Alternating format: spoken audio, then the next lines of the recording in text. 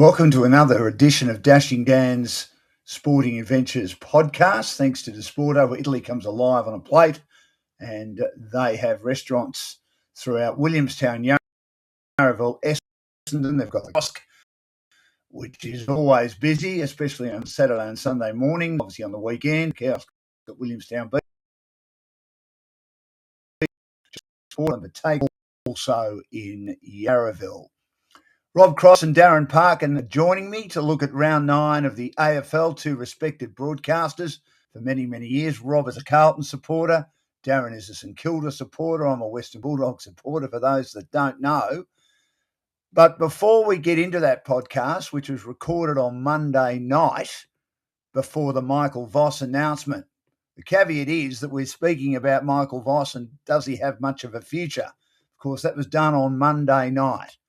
Now, I'm recording this on Tuesday night after a huge day in footy, and the big stories tend to happen on Tuesday when Michael Voss, the announcement was made early in the morning on Tuesday that he had resigned as coach of Carlton because they had told him that his contract would not be renewed at the end of 2026 after they'd won 1 and lost 8, and 7 of those have been in a row, and many of them, as we know, have been in a position of where they've been in front in a lot of games and then fallen away in the second half. Although, ironically, in the last game, of which he already knew that this was going to be his last game but kept it quiet from all the players, their second half was sensational against Brisbane, and they nearly pinched it, another miracle on grass, like the wonderful fight back by Brisbane when Michael Voss was ironically coach against Geelong a few years ago now. But Michael Voss has resigned as coach. But as I say, the podcast that I did with Darren Parkin and Rob Cross to unpack round 9 of the AFL season was recorded on Monday night. Josh Fraser will take over as coach of Carlton for the rest of the season. Enjoy the podcast.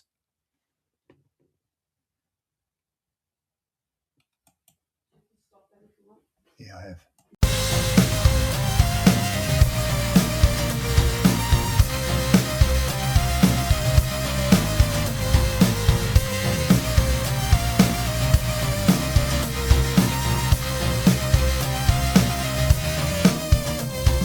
Time now for another Dashing Dan Sporting Adventures podcast. Of course, on a Monday, we change the name. We call it View from the Art, and we're here at Disporto, where Italy comes alive on a plate. Restaurants throughout the western suburbs and northwestern suburbs of Melbourne, at Williamstown, Yarraville, Essendon, the Kiosk at Williamstown Beach, the gelato store Disporto in Yarraville, and Bottega Disporto, a bar in Yarraville as well. Italians live life through their hands, and you'll take every moment of it. You can take away group bookings, functions and catering. Come join our family. The best way to enjoy Disporto is together. Because I'm a regular customer, former ABC broadcaster, great broadcaster, Rob Cross. Rob, welcome to the program. Good to have you with us. Oh, Dan, thanks for the invitation. Great to see you. You too, mate. And Darren Parkin joins us again. St Kilda supporter, but respected journalist and broadcaster. Welcome, Parker. Good to have you with us as well. Nice to be with you both, and yeah, keen to go through what's another fascinating round. Well, let's start. I reckon we'll start with Friday night. Whether it's fool's goal by Carlton, whether Brisbane put the cue in the rack, or whether we might have seen the real Carlton for the second half comeback. What do you think? A little bit of both, I think, Dan. I think Brisbane potentially could have won by about 100 points, and I think that's where most Carlton supporters and most other pundits thought it was headed early in the third quarter. But they flicked a switch. Cripps was fantastic. Harry Mackay, where's that form been? Just phenomenal. I do wonder whether lots of people spoke before the game about giving him a run in the ruck and just getting him involved in the play further up the ground. It's the first time really all season they've done that in the first half. Took him a while to get warm, but by the time the final quarter came around, very few people get the wood on Harris Andrews, and I thought he had the better of Andrews in that last quarter. And the local pub here was, let me say, it was rocking late in the piece on Friday night because we thought the Blues were going to get over the top like they've done up there before. A couple of years ago, they came from behind by about 8 goals as well. Wasn't to be. I'll say a fairly dodgy, one of those new ruck rules. I think Pitnet crossed the centre line by a millimetre or two free kick, Lions goal. Poor old Sardi, who's maybe not the player he once was, tried to burst out of defence and put it straight down the throat of Neil. So, yeah, a couple of goals, little settlers for the Lions. But some really good signs for Carlton. I think the big test, and we'll probably get to it later on, the big test comes this week against a very much undermanned Bulldogs. This might be their chance for a win, but if they go back to their playing just a couple of quarters, given how determined the Bulldogs were against Port on the weekend, they won't win. But I would hope that if they really have turned the corner, this is the week to have a win. Do you think that if they can have a win, they can get a bit of a roll? I think making the top 8 is out of the question, or the top 6 nowadays out of the question. But do you think if, like 2023, you started and then you games in succession and were gone about this time last year, and then you finish magnificently, do you think if they beat the Bulldogs, they can get on a bit of a roll? Well, you probably won't be surprised to know, Dan, that I have gone back to the last 5 years, and the team that's finished 10th, the best is 12 wins, and a couple of years, in fact, is 10 wins has been enough to get into 10th, into this last wildcard position. And, of course, the Blues, if they won 11 of their last 14, which is, if they do get on that roll that we've seen once before in Voss's tenure, that will give them 12 wins, and who knows. But I'm a very optimistic Carlton supporter, Dan. So I think the next few weeks we've got the Bulldogs, Port Adelaide. It's over there, but that's a winnable game.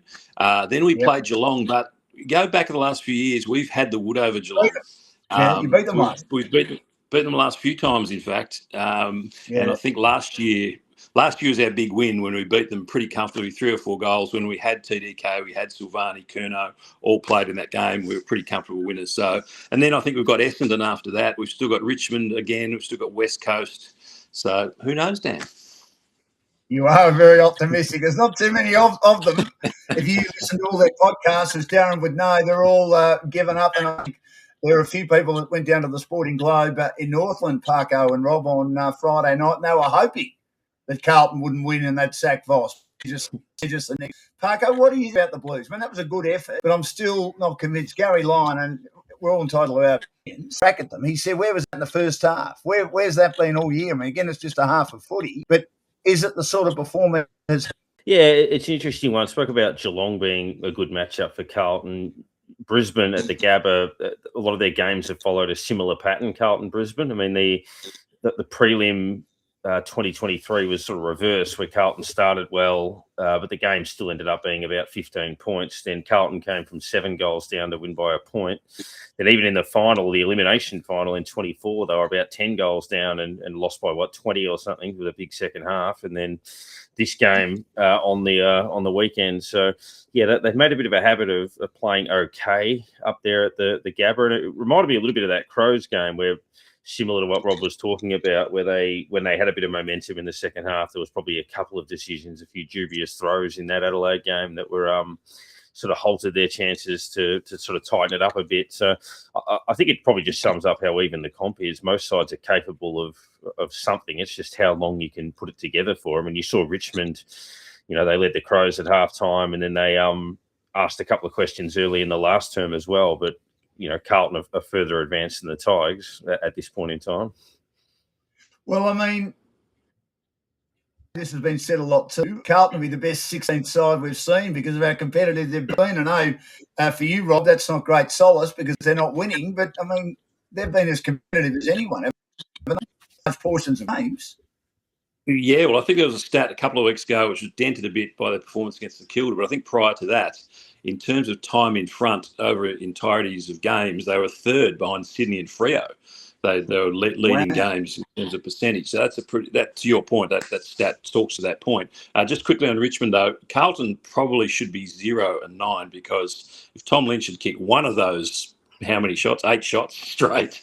I think Carlton were very fortunate to get away with that win. But anyway, certainly the performance in Freo was pretty strong. The Freo against Brisbane the other night was pretty strong. They were pretty good against Collingwood. There's been, 5 or 6 pretty good efforts, but just without winning. Exactly. What did you make of Brisbane, boys? Parko, we'll start with you. Did they put Carlton were great in the second half. Did they put the Are they still lacking a bit of hunger? They're missing key. competition. I love him, is Ryan. He's been on 1-year contracts for the last years. Carlton get over the line. He saved them so much in that last quarter, and he's playing undersized.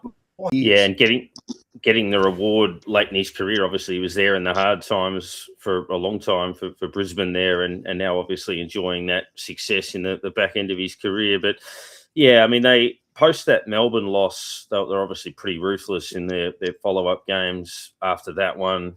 Obviously, they demolished Essendon the week before, as you would probably expect, and they look like doing it here. But it's kind of a bit like the Brisbane home and away model that we've got used to. I mean, when they won their last three-peat, they never finished on top of the ladder.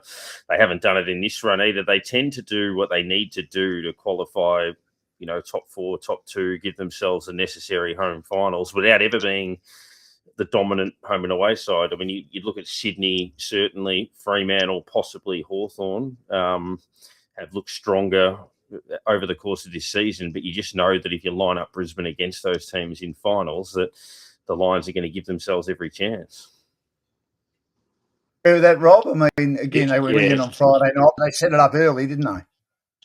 Yeah, absolutely. I think they're the team to beat. Their defence, so they just keep churning out halfbacks that other clubs will just die for.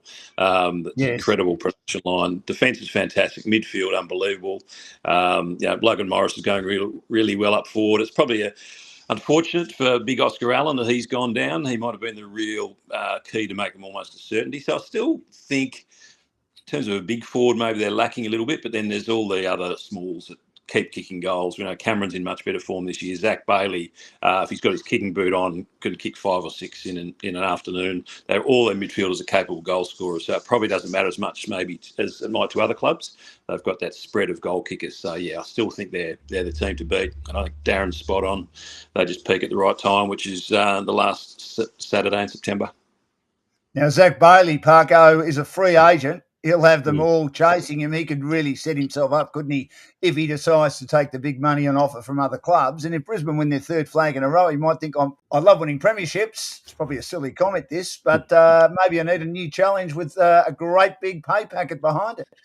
I think that was the conspiracy theory, wasn't it, around Chris Fagan's comments at the start of the year directed at the Saints paying overs allegedly for players. I think he knew that there was a substantial offer on the table for Zach Bailey, and maybe that was his way of saying that, I'm not all that keen on someone coming here to poach one of our boys. But yeah, I can understand that. But given Brisbane, you know, you could turn around and say Lachie Neale, you could turn around and say Oscar Allen, who was just mentioned, Draper. I mean, they come in, they go out. Bailey, you know, as you say, it probably just comes down to whether he wants to challenge somewhere else or whether he wants to continue to build on a dynasty that might be 3-time premiers again, you know, in about 4 months. Can you both understand why Lachie Neale may consider Collingwood, Rob? I mean, we know the issues with his marriage, and his wife and 2 kids have gone back to her hometown of Perth. But Collingwood are coming. Why would you go there when your family's the other side of Australia, late in your career? Yeah, look, I don't know what's going through his mind, but I guess if you're a footballer who's done it all, Collingwood's still probably the biggest club in a lot of ways, biggest name. Maybe it's, you might have connections there through Craig McRae. I'm not sure that Lions connection. But yeah, if there was one final thing maybe you wanted to achieve in football, going to the biggest club in the land and maybe winning a flag and adding to what they've got, playing alongside Nick Dacos, I don't know, there could be any number of reasons, but he'd be a pretty handy addition. But Parko, when you look at Collingwood, and they were well beaten by Geelong, they're too old, aren't they? I mean, they need a little bit like Carlton, as Robert said before. They need to start developing the kids, like a Harry Di Matteo. I think he's a very good cricketer, and I know that Cricket Victoria are absolutely having a good look at him at the moment and maybe trying to entice him to change sports because he's not getting an opportunity at Collingwood. You've got to see whether these guys can play, don't you? I mean, I just think the Pies are a bit old, and Lachie Neale's a great player, but he doesn't help their age profile, does he? Yeah, well, it feels like maybe it's not the case, but it felt like for Lachie Neale that it was simply a case of, do I stay here or do I have to go back to Perth to be closer to my family? But if that's not the answer, you would stay at Brisbane. You would think that it feels like it would be Brisbane or WA, but you know, you never know. As Rob said, there's a number of other reasons. But yeah, I think Collingwood the weekend was a little bit disappointing, but they'll continue to be difficult to beat, well drilled, well disciplined, but they're not at the level now where they can challenge And then obviously you talk Pendlebury, Sidebottom, Howe, Elliott, Moore, all of these guys that are going to, fall over the cliff, if you will. Then they can build their nucleus around, the Dacosses and the good solid group that they got. I mean, you throw in McStay and Membry as aging forwards in that group as well. There's certainly going to be an exodus. Now, Rob, they are ranked 14th for scores for, third for scores against. The weekend didn't help them too much. They just can't score, Collingwood, can they? Well, I'm still flabbergasted to this day that they let Brodie Mycheck go. I don't know what. I don't get. I mean, I understand Jack Buller was really keen to get Collingwood. They obviously wanted him. I guess he's younger than Mycheck, but Mycheck's one of these. Having said that, he's now out with injury. So what I was about to say probably is a silly thing to say that he's pretty indestructible. But over his career, he's played a lot of footy, and what a player! I just think he's so underrated. I was quite shocked that they let him go. Yeah, maybe they just felt they've got to start playing the young guys, but the young guys mightn't be ready. This is View from the Outer as part of Dashing Dan's sporting podcast. You can get them on all the social media platforms and also on Spotify for Desporto, well-known Italian restaurants throughout the northwestern suburbs of Melbourne and also the western suburbs of Melbourne, whether you're pulling up a chair for dinner, grabbing your favourite pizza on the way home, and it's magnificent pizza and pasta, or gathering the whole crew for something special. Desporto's, where the laid-back charm of Italy South meets the style of the North, familiar, generous and unforgettable. Geelong, what do we make of them? I mean, they've been a little bit up and down, but they flexed their muscles, Parko, on Saturday night, didn't they? Yeah, they did. And look, last year, from memory, was kind of similar, where there were times where they looked really strong. There were times through the season where they were a bit patchy, but by the about preliminary final weekend last year, they looked like they were the best side in it. And then it was obviously they saw Brisbane hit their straps late in the year. So you just don't count Geelong out. Obviously, they'll bank all or most of their Kardinia Park games. Their big occasion form, I mean, they lost to Hawthorn in a flip of a coin. That game could easily have gone the other way. And they're another side a bit like Brisbane that sort of does enough. And based on their strong record at home, you would think they'll win enough games to challenge for top four. There are some good sides in the competition, but yeah, I wouldn't have them as high as Sydney, Fremantle, Brisbane, but I would think they'd be as good as what we've seen from the Hawks, probably, and probably on that next group that you would think would be around the mark. The only question I have, Rob, and I know Port have had a lot of close losses, was Port absolutely belted them, and they also got well beaten early in the season, Geelong. But they seem to perform when they have to, don't they? Even with an aging list too, a bit like Collingwood. Yeah, I think they'll get found out in the big finals, a bit like last year, though. Something doesn't sit quite right, and maybe it's the fact that Carlton can beat them and have done for a couple of years. And the Saints. Yeah. So just not bring that up. We'll always slip the Blues in. It's Jeff Southby there. I'm just not sure that there's something that isn't quite there. Like, saw Shannon Neal barely got a touch in the grand final last year against Harris Andrews. I'm still not sure he's come up to be the next player. Cameron's a bit older. Bailey Smith gets a lot of it. Does he do enough with it? There's something about them. I just don't have that. In the big games, they're missing something, I reckon. Agreed. Yeah. The player makes that with his will to win, and I think what Geelong have got that most other teams haven't got, boys, is they've got a legitimate tactically close down players. Now, Dacos has had 29. Most other people would say that's a pretty. Yeah, I might have to hand over to Parko, mate. You just broke up a little bit there. I'm a long way away in Darwin. Yeah, struggles to get here. It's great. It's have you. What do you think, Parko? Yeah, I think the key to tagging Dacos is he gets a lot of those follow-up possessions, or it's handball, gut run, get the next one. And obviously a tagger can perhaps block the run on the second one and obviously see him distribute the ball the first time, but don't let him, run and carry. So obviously easier said than done.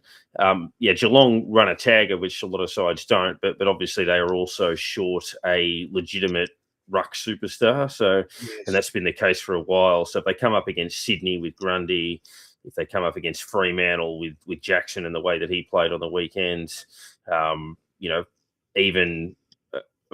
run the double rucks. Neither of them, Reeves and Meek, neither of them are, Simon Madden or anything like that. But there's certainly, that tandem combination works really well. And we've seen Geelong in the past get exposed a little bit, going back to, the post Brad Otten's days, where obviously he was a key pillar in their 3 flags in 5 years. And that's the only area, Rob, I hope you can still get us, that they're actually struggling, and they have for a long, long time. They've never addressed it. I know they obviously tried very hard to get Rowan Marshall. They could have got Todd Goldstein, but elected him. But they've persisted with Reece Stanley, who's a solid player at best, in my humble opinion. But every other part of their game, generally, they win enough matches to put themselves out a quality ruckman. Yeah, no, I think Marshall would have been a huge addition to that team. And unfortunately, they couldn't, for Geelong's sake, they couldn't get it done. The other player I liked, he had some issues off field last year, but Tanner Bruin, I'm a huge fan of.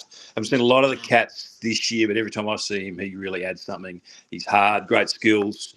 So, yeah, look, I think there's enough to get them into the finals, but again, just not sure they can take that next step.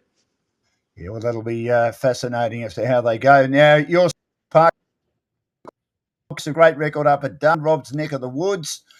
They were great early. They surprisingly managed Nasiah Wanganeen-Millerer. Now, they fly him up to the top end, which is a reasonable trip, and then they decide to manage him. You can't tell me that they hadn't already made the decision to manage him before he got on that plane.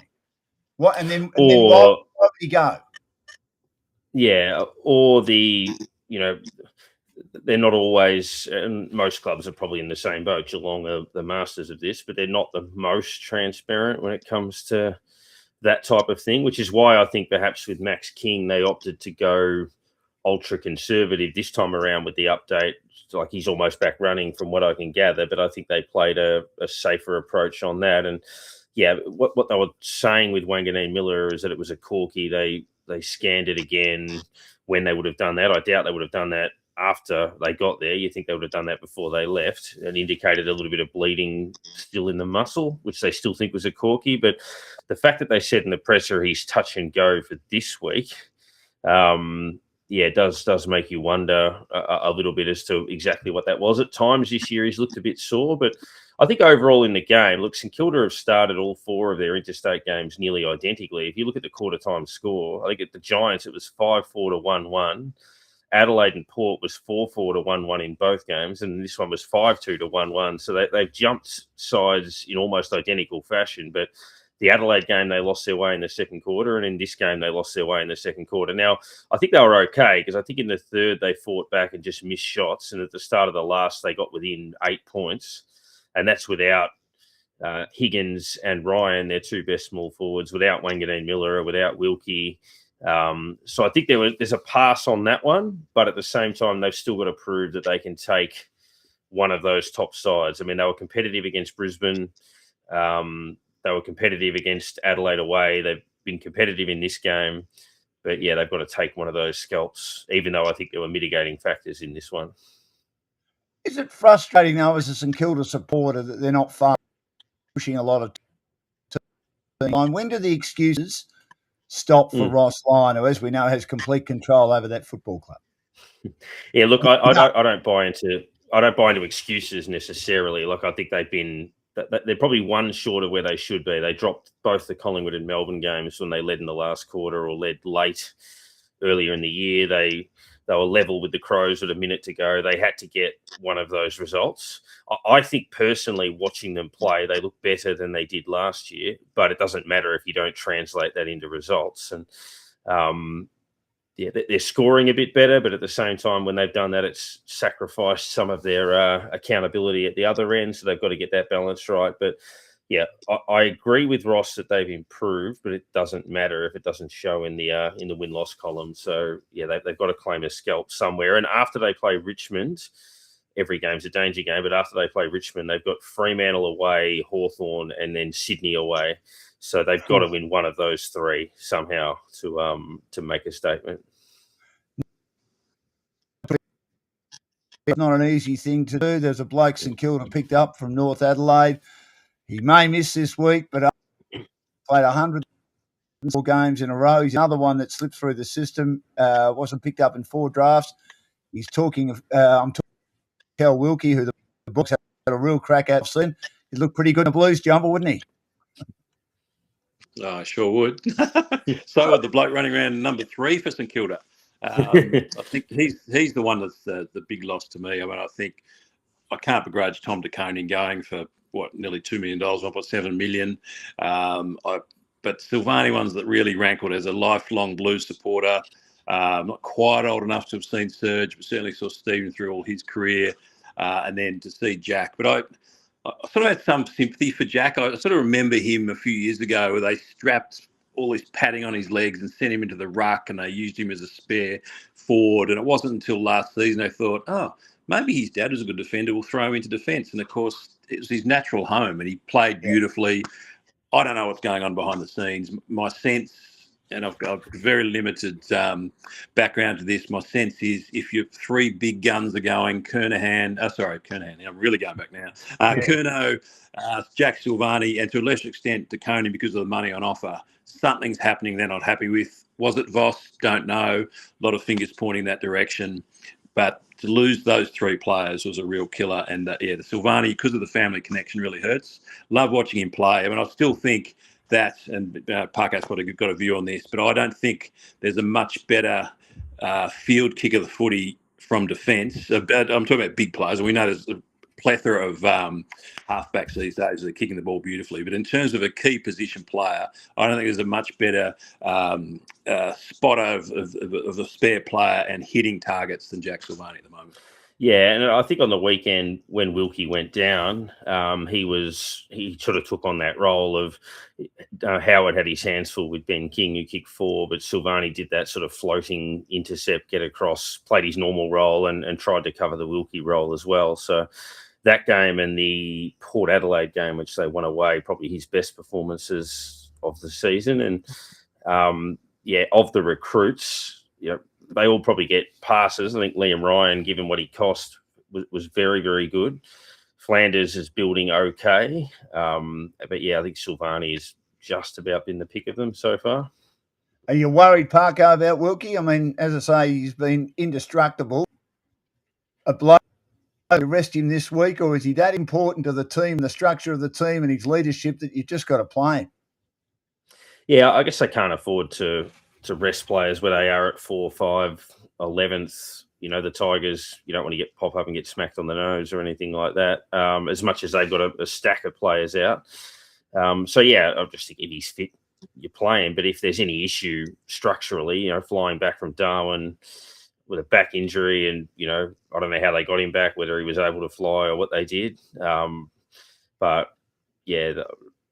Play it safe, but if he's right to go, then, no resting.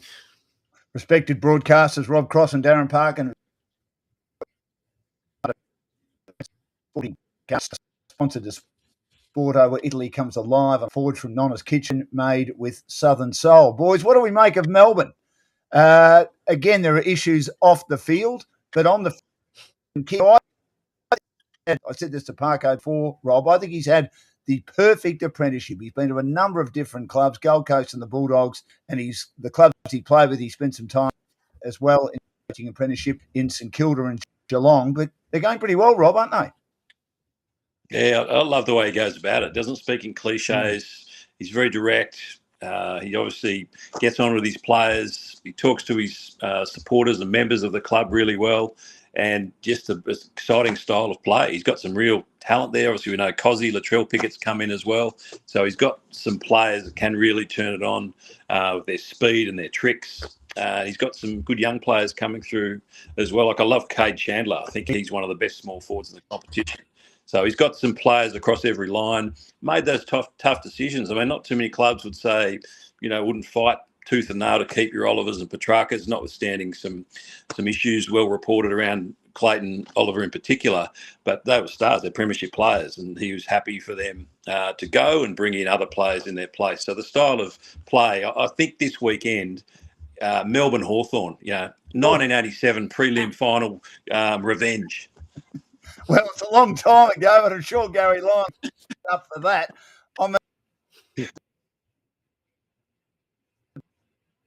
The Bulldogs getting Manatee. I think closing him down a bit this year. He's been a great pickup. I think he's become a better player. But, gold for the Demons to get Jack Steele from St Kilda. Yeah, absolutely. Yeah, definitely. And I think the blend between that and the development of their youngsters, Langford, Windsor, these sorts of players, with the star power that they already had. I mean, as important as Petrarca and Oliver were, I mean, they were a premiership side, 4 or 5 years ago. There's at least half of that group still there. Max Gawn's still leading them well.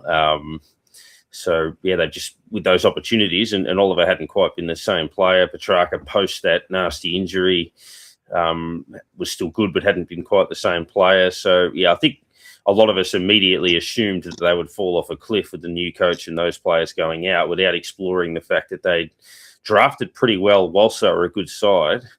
And, you know, a bit of a fresh new look on things has them right in the mix. And, yeah, fascinating game, as Rob said. If they can claim that scalp, I mean, they've already beaten Brisbane and the Gold Coast. They've been a little bit wonky, particularly in that Essendon game. But other than that, if they were to land this one, then you start thinking that, the top 6 is right on the cards. And they've got that inside bull, Rob, called Jack Viney still to come back. I know he's on the outside, and players we mentioned already, and Lindsay and Langford, he'll accommodate them. Of course, there's a pretty good bloke in the ruck called Max Gawn, who certainly helped them as well, Rob, doesn't he? Yeah. And, another Max has popped up, Max Heath, that come in and bought Max Gawn. So, some clubs just get it right with the recycle players. That's probably an unfair term to some of them, but players that take from other clubs. I'll touch on Carlton again. I think Carlton have got 19 from other clubs on their list, most of whom you would say 19, I think it is, and most of whom, if you're really looking at it properly, haven't really succeeded. Max Heath had a great start for the Ds. Jack Stills had a great start for the Ds. So, again, it's that idea of a bit of a lottery in drafting, but the clubs that do it well are the ones up at the top of the ladder, the clubs that target the right player for the right need from other teams that they bring in. I think the Ds have got it right this year. And your man, Brody Mike, I know he's injured at the moment. Yep. I think you've shaken your head over why Collingwood let him go. But again, what a great addition to the Ds. He's fitted that team so perfectly, works in with your Picketts and your Chandlers so well, because he always provides a contest. Like, he's just so hard to move.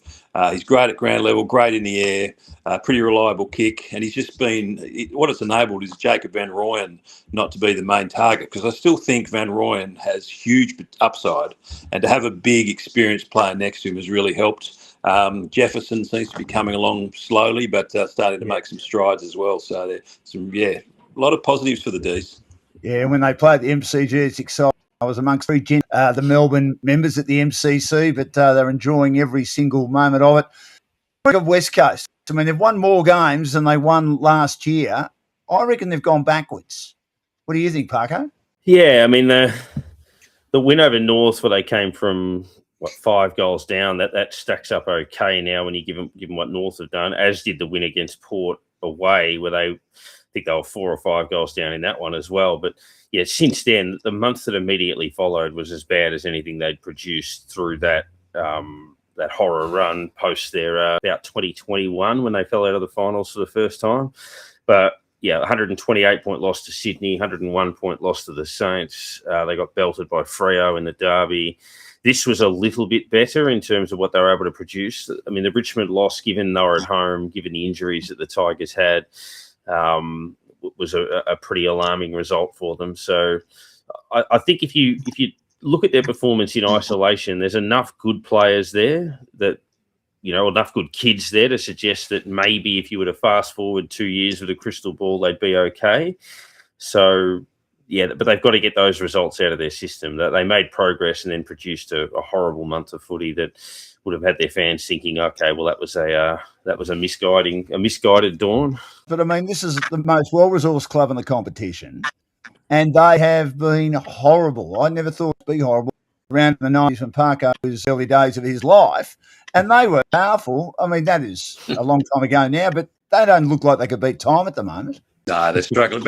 And it's sad because we've seen little snippets this year of their young players look like they'll be rippers. Duff Titler, is it Shanahan? So they've got some good tools coming through. Jinby I really rate. We obviously know about Harley Reid, a number of other young players, but it's probably the depth, and they're probably not being supported well enough by the experienced players. Elliot Yo's having a crack, but he's had lots of injuries over the time. So, yeah, they've got a long way to go, and they're probably the one team that are making Carlton look okay. You need to bring Carlton up again. Andrew McWalter, boys. Now, Dan, sorry to be unprofessional, man. I'm just going to duck off 1 second. My battery's about to run out. I will return in a second. Okay, Rob. Just having fun here. So we'll get back to Rob very shortly, who's joined us on Dashing Dan's Sporting Adventures, View from the Outer, at round 9 of the AFL. Darren Parkin's with us as well for Disporto, great Italian restaurants throughout northwestern Melbourne. Is it tough for the coach, considering he's only in his second year and he doesn't have a great team at the moment? I mean, there's an old saying, isn't there? If you don't have socks, you can't pull them. Yeah, I think Chris Connolly used to say you can't make chicken soup without the chicken, something along those sorts of lines. But yeah, I mean, it's similar to Adamuzze, not to the same extent, but Adamuzze, as we mentioned, taking the reins post the dynasty when it had been gutted back, was similar to Matthew Knights when he got that Essendon job, which was always going to be tough. And McWalter, following in the footsteps of a long-time coach who got them into a couple of grand finals and won them a premiership. Admittedly, for the last 2 or 3 years of Simpson's tenure, they were pretty average. But yeah, it's a massive job, and I hope they understand that it's a massive job, and that they give him the necessary time and the necessary resources to do what is effectively a 5-year build, you would think. Boys, I mean, Adam he's had a decent crack at it. He's always very, very positive. But, Rob, I think the jury out can say young players they got with that big draft haul, so many inside the top 25, have had Miley when he was playing under 15s, under 16s in the Yarra Football Junior League and was an end player because he was so much bigger than anyone else. I'm not sure he's going to make it, but he's had a little time now, Adamuzze. Do you think he's good enough as a coach? Look, you're right. I think he is. I still think against Adelaide on the weekend there was spirit. A couple other games this year, they've it's run out of steam really. They've been competitive for a half, and it really has just been lack of experience at the level, lack of probably pre-seasons under their belts. But there's always something about Richmond, that Tiger spirit. Having heard that song belted out through the late noughties or whatever, the 2010s, I think they've got similar type players. There's an edge to some of their smalls in particular that work. I mean, I know someone like, I've seen Nick fall a little bit. I know he hasn't set the world on fire, but there's times where I see his attitude. They're a bit gnarly. A lot of them do have quite good skills, and I just think with a bit more games under their belt, I think they can be a pretty powerful side again. The one Parko that they're all raving about, other than Smiley, of course, Sam Lawler, number 1 draft pick, we know can play, but it's Taj Houghton, who's had 2 pretty bad injuries, not hammies, but he had a knee and then I think he's got a hip injury. So they've been impact injuries, but they reckon he could be the best of the lot of that draft pool. Yeah, and similar to what Rob was saying, there's been a lot of spirit in their performances throughout the year. The game against Melbourne on Anzac Eve, where they were 8 points down late in the third, just ran out of petrol. That's really been the theme, where they haven't been able to put a 4-quarter effort together. Fremantle, they might have been level at half time and lost by 9 goals or something of that nature. But yeah, there is a bit of spunk about them, so to speak. They get in your face. Seth Campbell's a pretty likeable player in terms of what he produces for them on a regular basis. We've seen, McAuliffe have a bit of an impact for them as well. They just need to keep their senior players on the park. Nankervis is a massive loss for them. Prestia going down again is a big loss for them. But yeah, that expression "green shoots," the old Brendan Bolton phrase, I think they've got quite a few of those, the Tigers. And what about even going back before the current crop? I just feel for someone like Josh Gibcus. Like, he came in, huge reputation, shown that he can play, but he just can't get a game with so many injuries. Yeah, he can certainly play. He's been shown, as you said, that he could become a key defender, which is what the Tigers need to help Broad and Boston, who are coming towards the end of excellent careers, particularly Nick Voss. The Adelaide Crows, guys, I reckon is one of the more interesting teams. I think they overachieved last year, and that was showing up in the finals where they didn't even win a quarter. Matthew Nicks is a nice guy, and that might be the issue there. But they've been a bit lucky this year in winning the close games, which is often very important in a home and away season. But to me, Arco and Rob, they're a long way off the pace. What do you reckon? Yeah, they're a bit off the mark at the moment in terms of their best footy. I mean, they've played a lot of close games. So they've won 2 by a point. They've lost a couple of others narrowly at home. The Fremantle game being one of those. But yeah, I think it's probably a case of trying to figure out where they land. As you say, last year they finished on top of the ladder. Winning a large volume of those tight games, got exposed a bit in the finals, didn't change enough. When they were figured out by Collingwood, they rocked up with the same sort of system against Hawthorn, who set the same trap and got hold of them again. But yeah, just probably depth through the middle of the ground. Obviously, Pete Link's had a bit of a run through there and he's been okay. We've seen Josh Rashali occasionally run through there, but he's been a little bit inconsistent. To support Dawson, who's obviously had a tough year personally, but is clearly their best on baller. That's probably where we'll talk about Geelong lacking elite ruck power. You would suggest that Adelaide probably lack one more gun mid, perhaps, to top off what they're trying to do. You've got to admire, Rob, Jordan Dawson, what he's been through. He seems to be able to compartmentalise very well. He was brilliant on the weekend, wasn't he? Oh, he's a star player, and sincere condolences. Tragic event for the family, but yeah, he's a marvellous player. And one of the other ones I think's been a little bit down that they really hoped could inject himself. Rankin hasn't had the year I don't think that they would have hoped. He's been down. There was an interesting suggestion I think during the week and one of the plethora of chat shows, or maybe it was one of the former players threw a little possible out there. Would you swap Dan Curtin for Zach Bailey? And I'm a huge fan of Dan Curtin. I think on his day, he's the closest to Cooter out there. I think Josh Weddle at one point was anointed as the next Cooter. I can't buy that. But Dan Curtin, when he's fully fit, has got something special. He's such a powerful man. But to that point about what they're lacking in the midfield, Zach Bailey could really add something. And I think, how long's Taylor Walker got? The other disappointment for me, because I've seen him turn games, Darcy Fogarty hasn't really kicked on. So there's a few players there that have the ability, just haven't stepped up. So yeah, I think they're in that bracket from 5th down to about 8th, I think. They've got a lot of foot soldiers, haven't they? I mean, Cummings solid, Peatley solid, Pedler solid, Taylor solid, Berry maybe becoming a little bit better than solid. Laird has been a wonderful, wonderful servant of that football club, but is coming towards the end. Miller is the interesting one for me. He's had a lot of injuries, but I reckon, Rob has kicked on a lot this year, hasn't he? And he's got a bit more brilliance than those other boys. Maybe they play him more often in the midfield. He's really, I think it's a good point. He's got the pace, he's got the step. It's great to see him back at his best. He's been fantastic. Injuries have cruelled him, but he seems to put those behind him. So he is one of those really elite players that, as you say, aren't that middle level. Alex Neil-Bullen's another one. Look, a great player, but Ben Keys, yeah, you're spot on, Dan. There's a lot of that type of player. GWS, Parko, where are they at? I mean, Adam Kingsley the other week said, we'll be okay. Our best footy will come in the second half of this season. It'd want to. A bit lucky to beat the Bombers, weren't they? Yeah, they were. I mean, I thought their banner was amusing. That was one of the better efforts.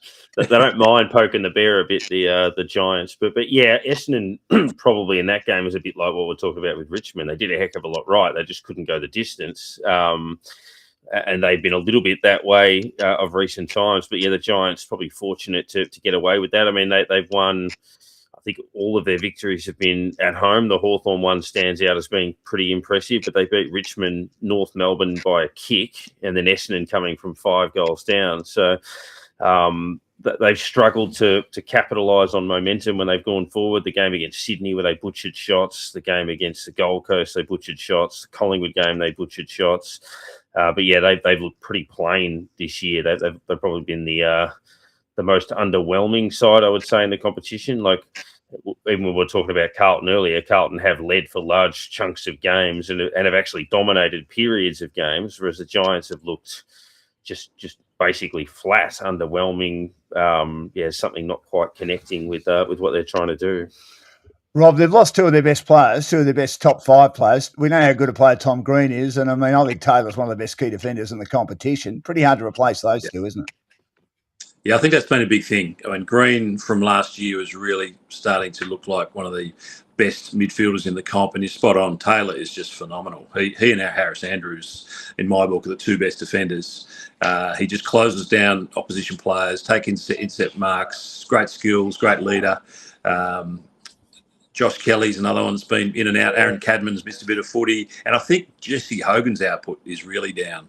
So there's lots of factors at play, long injury list. Yeah, I actually had them in my top 4, and I had them pretty close to playing for a grand final this year. I think when their list is all up and running, all fit, I think they've got one of the more powerful teams in the competition. Just haven't been able to get that team on the park. A little bit like Geelong, though, Rob. They don't really have a quality ruckman. Great respect to Kieran Briggs, who's a big body, but he's not really a great ruckman craft-wise, is he? Yeah, no, absolutely fair point. Exactly. So someone like an Oscar Steen throwing a lot of money might be pretty handy at the Giants. Yeah, no doubt about that. Now, we didn't really talk about the Gold Coast before. They're going all right, but I reckon no better Parko than all right. They're winning games. They have win games. They've got to, I think, be a fortress at home. Matt Rowell hasn't played a lot of footy this year, but when he comes back, he'll certainly add to that side. Petrarca's been very good, but where do you see them at the moment? Do you think they're a legitimate top 4? They can be. They're short of their best, but they're not a million miles off it, and I think that's okay. I mean, they'd be disappointed with the Melbourne loss, given their lack of exposure at the MCG, to obviously have had a chance to show something in that game. Sydney got hold of them in gather round, but again, they got them when they were out of form. Scratchy win against Essendon, scratchy-ish win against the Giants. They were pretty poor in the first half against Hawthorn in Tassie a couple of weeks ago. And then this game against the Saints, obviously they got jumped, but they were able to wrestle that away. In terms of their personnel, apart from Matt Rowell, they're fairly healthy. Obviously, he's an important player, but their list is otherwise in reasonable shape. But as long as they're banking the results, and what are they at the moment? They're 6 and 3. So they're percentage off fourth at the moment. So, they're in that logjam where it might be a case of it's them or Geelong that finishes top 4 conceivably, or them, Geelong or Hawthorn. So, I think they're going okay. They're not a lot has to change for them to be firing on all cylinders again. Do you think, Rob, with the list they've got, they need to win it in the next couple of years, next 2 or 3 years? Yeah, and once again, probably for me, they're in the same. They're in my top 4 as well at the start of the year. They've now dropped off a little bit. I'm just very good defence. Not too many better, apart from probably Brisbane in terms of halfbacks, but Noble and Rioli are the superstars. Love Sam Collins. Midfield fantastic, having added Petrarca. The ruck is interesting. We've spoken a lot about ruck this year, and maybe that the change in the ruck rule has really added to what the ruckman needs to do in a team. Witts, is he injured? Is he getting a bit old? Seems to have been rested. Interesting to see whether he plays this Friday night against Port. It's the forward line again. I'm curious about, and might be the factor that lets them down. We know how accurate King is up forward. I'm a huge rat for Jed Walter, and I'm writing to the Carlton Football Club now to offer him a lot of money. Jamara, I'm not sure whether he's going to come back. Ethan Reid, we've seen in and out, but I don't think they've clicked yet. In years to come, they might, and they'll be a pretty hard team to knock over. Leo Lombard, they seem to prefer him. They said farewell to Mally Roses, who bobbed up with 7 a couple of weeks ago. Said farewell to Ben Ainsworth. They put all their eggs in the Lombard basket. Hasn't quite worked yet, but he's certainly a good player, and he may well come to be a great small forward in the competition. But yes, I think they've just gone backwards a little bit, but mainly because other teams have improved. We've seen Sydney are definitely better.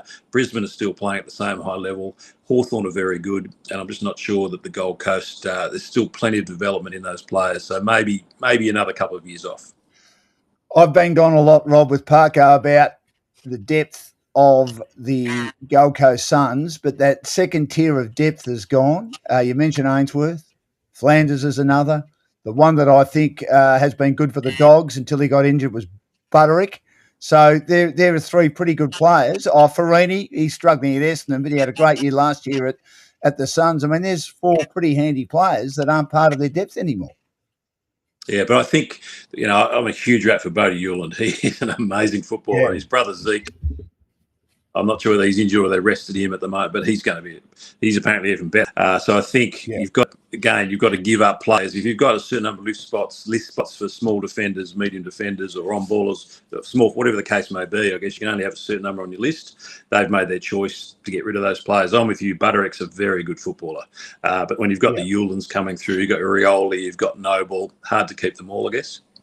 No, that's right. And the Dogs certainly need someone like that. We'll get to them very, very shortly, obviously. Essendon playing Carlton, Rob. I know that could be a macabre match. I reckon they'll get 90,000. People have said, Dan, you're mad. We know I'm mad. But I think we'll get 90,000 for that because two teams that are very powerful, very big. They'll just need a win by then. Bragging rights in a lot of ways. Where do you see the Bombers? I mean, I don't think Brad Scott's coaching them very well, but they've got a bit of talent. I mean, Archie Roberts just knocks up footy. Yeah, look, I'm tormented by Archie Roberts. I think you and I have discussed Billy Wilson, who I'm a huge rap for. Yeah. You'll probably know this. Correct me if I'm wrong, but I think in the 2023 draft, Carlton got Billy Wilson at 34. Probably not a bad pick. Somehow Archie Roberts, who was an All-Australian, slipped to 54. And if Carlton were looking for a half-back, they weren't doing their homework very well. They've decided on Billy. As I say, I think he will be a good player. They've just got to persevere with him, not give up on him, which is my fear.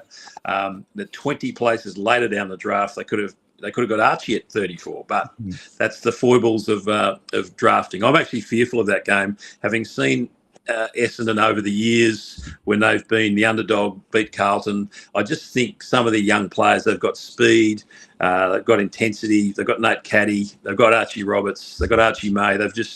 My fear is that they might just be too effervescent for the Blues, but we've still got Cripper and Harry, and they're back. Yeah, they're back. They're back. Yeah, I'm worried about this week's game, no doubt about that. Well, Archie May eating all those eggs at Dermot Brereton and his partner's house, which, of course, is Archie May's mum. Apparently, the other day, he ate 18 eggs, and they'd run out by the time Dermot was trying to get some breakfast. But, he's going all right, Archie, at the moment. Now, North Melbourne, Sydney, I thought North were pretty good, but they need a big scalp, Parker, don't they? And that was one they could have got. They had more inside 50s. They dominated a lot of the stats. Sydney, though, just with a bit of brilliance, got over the line. But that was a pretty good effort by North. But they've got to stop this pretty good effort and find a big win against a good team. Yeah, they probably should have been 4 goals up at half-time on the balance. They gave up 2 goals in the last minute of the first quarter. And then after Sydney kicked 3 at the start of the second, North had 8 scoring shots in a row, kicked 2 goals, 6 from maybe 10 inside 50s or something like that. And then Sydney kicked another 1 or 2 to finish the quarter. So North left a couple on the table. It was 8-8 to 9-1 at halftime. So on the balance of the game, they could have had a 20, 25-point buffer on balance. And that might have been enough, even in that second half when Sydney we're asking some serious questions, but there's no doubt that North have improved. I mean, the performance against the Giants away, I know the Giants haven't been super, but that was a game that North previously would have struggled in. The comeback win over Carlton, where obviously their belief was pretty strong in that one. And the way they've handled the pressure of favouritism against like Richmond and Essendon, where they've handled those games quite comfortably. So, but you're right, it's all about the next step for them and what this season looks like. But it's not absolutely inconceivable that they're in the wildcard fight, the way they're tracking at the moment. So, Rob, they've got a great midfield. Georgie Wardlaw is probably the hardest of them. I could imagine you'd love him in a navy blue jumper. I'd love him in a red, white and blue jumper as well. Sheasel's the great outside runner. McKercher's the same as well. Davies Uniaki's the big bull inside. And the forward line's not bad. Luke Parker's very good across half-back. Daniel's been solid. But they probably need to look at key position defenders, don't they? That's the one area letting them down. Of course, they've got the big bloke in the middle, Tristan Sherry, who I thought might be affected by the new ruck rule, but he's just got better. But if they can find some key defenders, they're not far away, are they? I agree. I think in a couple of years they'll be a really powerful side. And you're spot on. George Wardlaw is about my favourite AFL player. The intensity he hunts the ball. If I was an opposition player and I had the ball in my hands, he was coming for me, I'd just hand it over. He's just amazing to watch. Pretty good skills. He's probably Paul Kelly-like in some ways. He probably doesn't take the high marks, not that I've seen that Paul Kelly used to take, but in terms of his attack on the ball and the player with the ball and his speed, he's the one player that I've heard being potted by a former North Melbourne great this week, David King, was the skipper, Nick Larkin. I've got to agree with it. I've seen him flop playing for free kicks. It was only in the last year or two, as King pointed out during the week, he could easily take on two defenders and still mark it. He's really dropped off. Whether the captaincy's had anything to do with that, but I think they are lacking his effort up forward because Paul Curtis continues to perform. Is it Trembath, the guy they picked up? Yes, he can play. He's been terrific. Look, and in terms of your point of defence, definitely at least one extra tall defender. I'm a bit of a Charlie Comben fan. He's got a bit of that nasty edge that all good defenders should have. Plays pretty well. One more big key defender would probably help them. Do you give Jack Darling one more year, just as part of the development of the club? He's been okay, hasn't he? Been okay. Potentially, to the bits, as I say, I don't see a lot of North, but I would potentially say he's playing better this year than last. He still looks pretty fit. I'd probably keep him on. Yeah, because he doesn't miss too many games, does he? This is View from the Outer as part of Dashing Dan's Sporting Adventures podcast, and you can get us on all social media platforms and also on Spotify, and we're here for Disporto. Italians live life through their hands, and you'll live every moment of it with Disporto at Williamstown, Yarraville, Essendon, the kiosk at Williamstown Beach, Gelato Disporto and Bottego Disporto, both at Sydney. We've spoken to Sydney over many, many years. They always step up in their club that are now steeped in a magnificent culture, aren't they? Yeah, they're a wonderful club. You won't be surprised of riding them a bit hard and death knocking them because of a certain recruit that used to be in navy blue jumper. But he did. I still think that with their midfield and his addition and Mally Roses, I mentioned earlier, he can just really be a great foil for Tom Papley. Their defence is fantastic through McCartan. I think they've got pretty much every base covered this year with the addition of Curnow and lesser extent Roses and the continued development of some of their younger players as well. Their old hands, the Blakeys, the Warners, probably the one they really need back, which would be the icing on the cake, assuming he can get over a few recent injuries, Errol Goulden. But the depth of their list is pretty strong, and they will go a long way this year.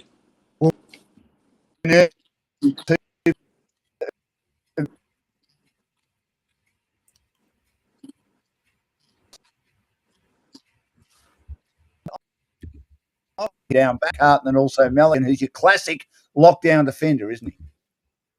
Yeah, he is, and the balance I think in their squad, and the flexibility they have around some of those options. Hayden McLean coming in and his first game in a while and influences things forward. Logan McDonald doing his bit when Amadi was a bit quieter, and obviously no Curnow in that side, and they were still able to kick 16 and put 100 points on the board. The week before it was Roses, as we said, kicking 7, and this time it's a spread of a number of different goal kicking options. But that would probably be it. I mean, the Achilles heel maybe for them in the last few years had been the reliability of their tools in finals, both back and forward in particular. So obviously getting the spread of depth in those options for what will inevitably be a top 4 finish for them. And obviously they were a bit scarred by the pain of grand final defeats, and maybe the coaching change revitalises it a little bit. Gives them a bit of a clean slate if they were to get back there and have to deal with that sort of pressure again. Now, Port Adelaide and the Bulldogs, John, he said nearly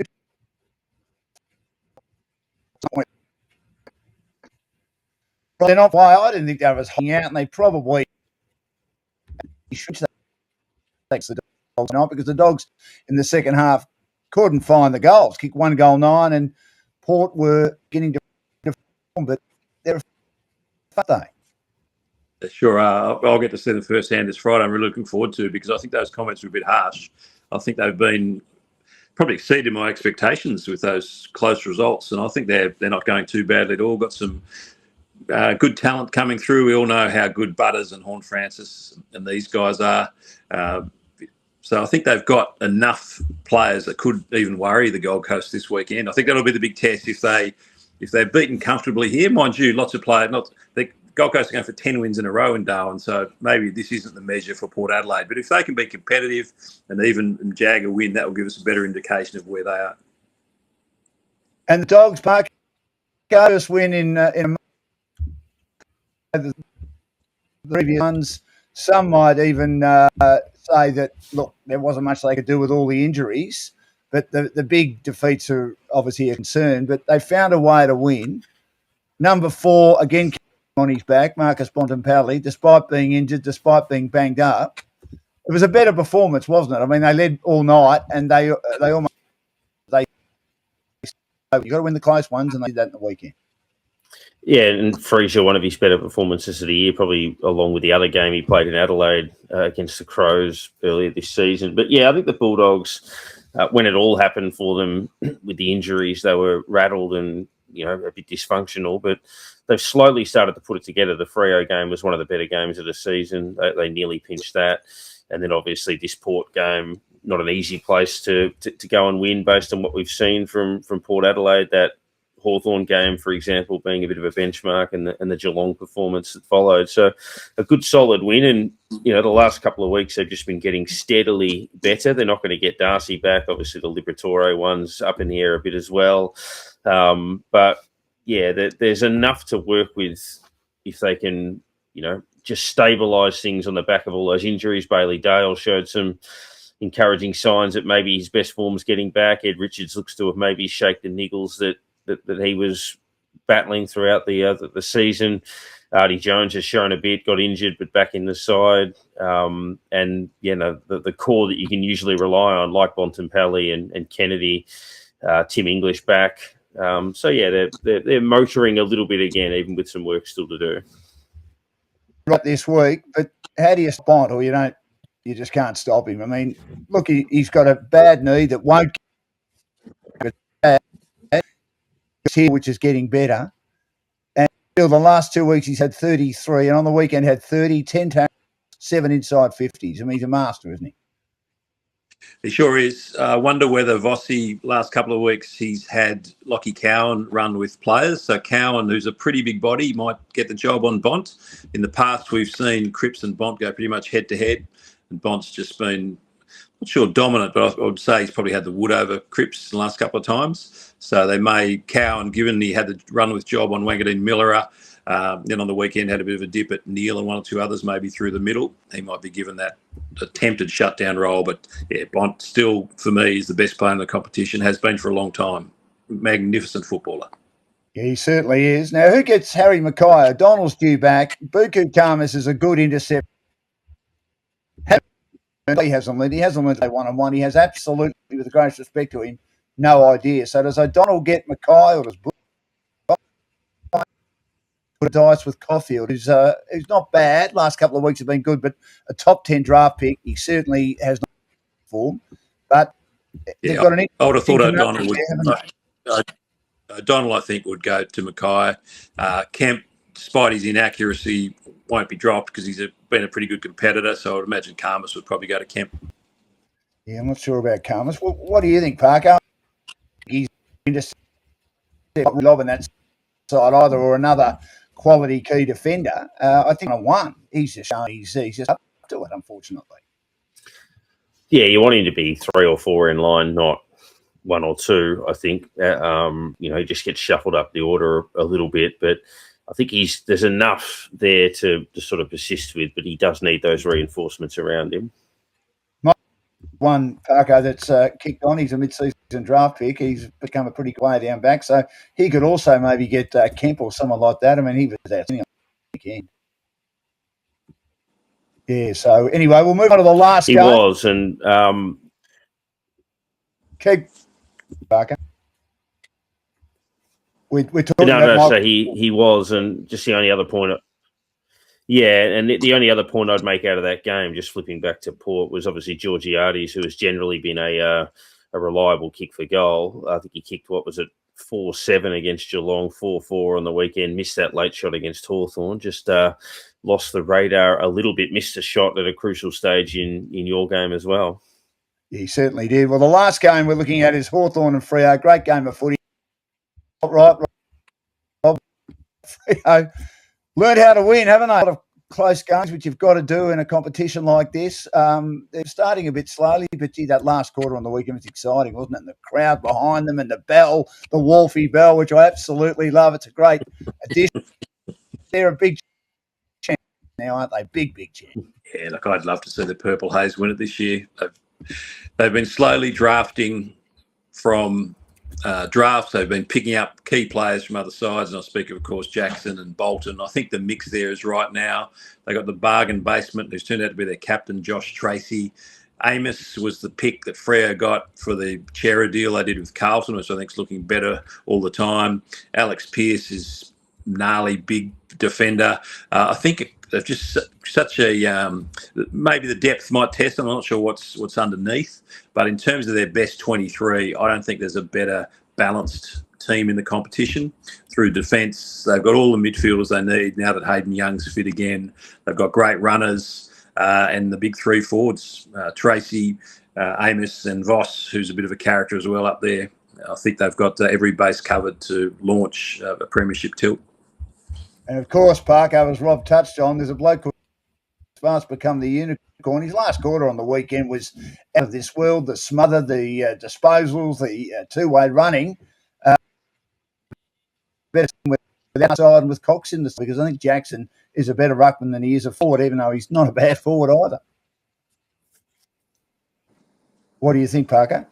Yeah, when Darcy went out of the side in gather rounds when he got knocked out, I think halfway through the second quarter, and then Jackson went ballistic in the rest of that game against Collingwood. And obviously that set the platform for what he's been able to do next. But yeah, Fremantle really lacking for nothing. The win over Hawthorn was reminiscent of their win over Hawthorn late last year, almost identical in terms of the way they sort of went barnstorming over the top. They've proven themselves to be a side that can run games out well, a side that can fight back. They actually travel pretty well too. They've won well in Adelaide. They play all right in Geelong. They've started to win at the MCG a little bit in the last couple of years. So all coming together for them if they can, they've probably been a little bit short of where they should have been in the last 2 years, but that they are really building nicely. And yeah, it's probably the best they've looked in their in their time almost. Obviously 2006 they were top four, and 13 and 15 they were okay, or better than okay, but obviously now they're maybe putting the pieces together. I think they are. Now, Rob, the Hawks, I still reckon are going pretty well. They lack a little bit in the midfield, but they get Will Day back. Their forward line to me is their big concern. Now, Barras is out with a hamstring. How much will that affect them? I think it'll affect them a lot. Whether he would have made the difference, a wise counsel of mine who I natter to footy a lot with made the point that Barras, he likes the sort of more stay-at-home forward, so maybe he wasn't the right matchup for Tracy going forward anyway. But I think Will Day will be huge back into that side for them. The forward line it's just getting that right mix. They've got the players, but obviously Mabior Chol's not right at the moment. Cal Shadir's in and out. I still really like him as a player. So they've got the players. They just haven't quite got that mix. I think on their day, Hawthorn is still a huge chance. I know Geelong have got a lot of small forwards. Hawthorn have as well. Have they got too many? Can you have too many? Or do you need to maybe play one further up the ground? We know the Wizard's a star. Well, I think they've been playing Ginnivan further up the ground. We can see what a smart footballer he is. He's been tremendous, Jack Ginnivan. Again, maybe he's another one that Collingwood possibly shouldn't got rid of.